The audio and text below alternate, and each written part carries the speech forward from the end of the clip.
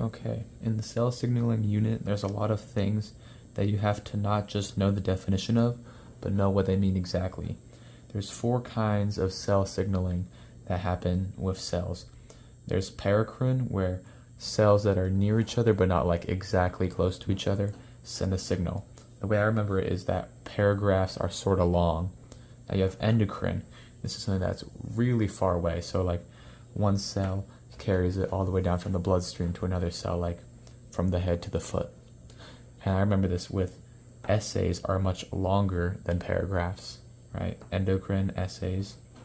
Now autocrine, that one's a bit more obvious. Think autobiography, something that you have to do to yourself. So it's when a cell signals to itself somewhere else in the cell.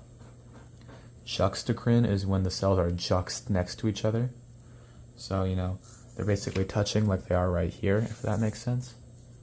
Now, a cell will send out a thing called a ligand, right? A ligand will attach to a receptor, and a receptor might shoot out in the cell and send out like a secondary messenger or whatever. Those are like the basic terminology of it all. It's like a baseball and a baseball glove. Now here we have a ligand-gated ion channel, and that's basically just a locked door with a key, and that key being this ligand right over here.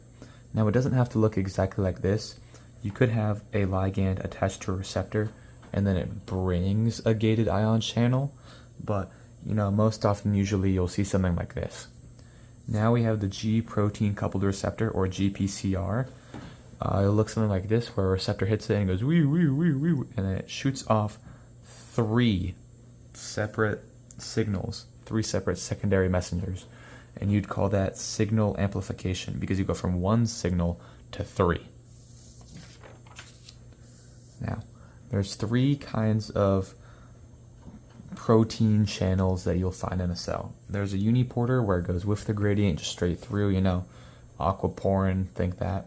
Then you have your symporter, where 2 things are going the same way, but one of them is against the gradient and one of them is with the gradient.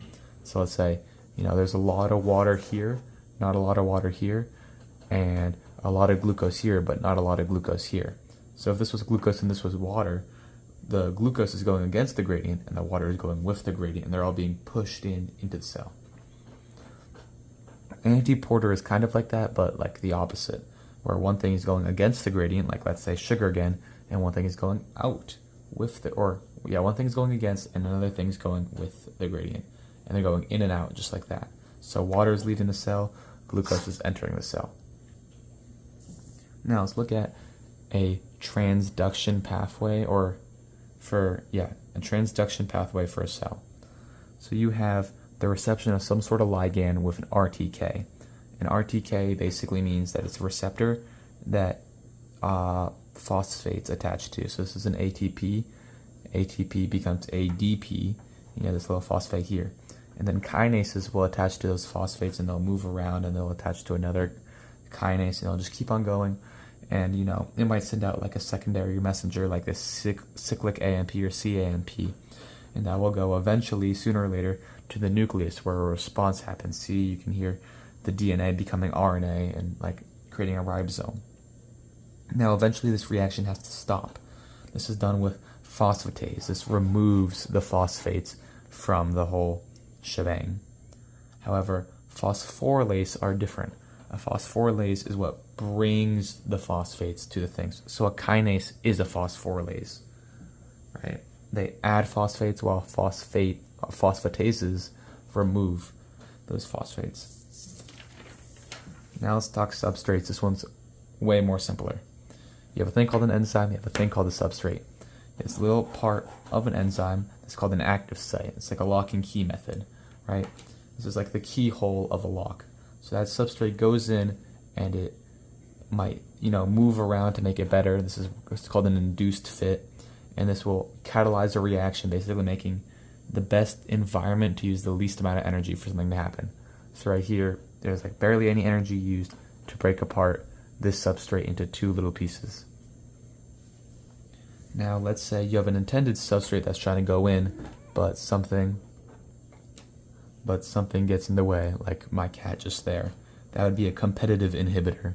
So as you can see, this little blue square takes up what the intended substrate was supposed to be, this red thing, and it takes its spot and it stops the catalyzed reaction from happening. Sometimes though you'll have a non-competitive inhibition. So this substrate right over here attaches to this and closes the enzyme and stops it from happening. Now you can also have a thing called a coenzyme, which is when two enzymes come together and they create one big enzyme for, you know, a substrate to fit in.